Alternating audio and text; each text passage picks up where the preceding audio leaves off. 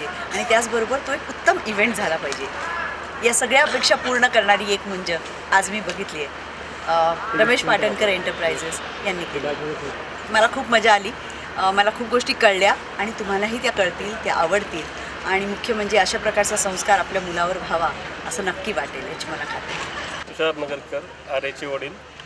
मी प्रिया, आर्याची आई.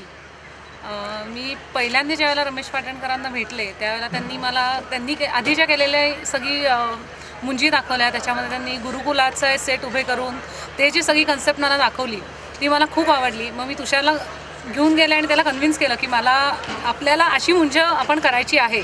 आणि आम्ही दोघं ज्यावेळेला परत रमेश पाटणकरांना भेटलो त्यावेळेला सांगितलं आम्हाला तुमचे जे केलेले आहेत पहिलं काम ते खूप आवडलं, पण आम्हाला हेच सेम रिपीट करायचं नाही आहे, आम्हाला काहीतरी वेगळं हवं आहे. त्याच्यातनं त्यांचं डोकं आमच्या आयडियाज आम्हाला जे काय वाटत होतं ते त्यांनी पेशवाईवर आम्ही फायनल झालो आणि आम्हाला जे डोक्यात होतं किंवा जे वाटत होतं तसं त्यांनी अतिशय अप्रतिमरित्या उतरवलं.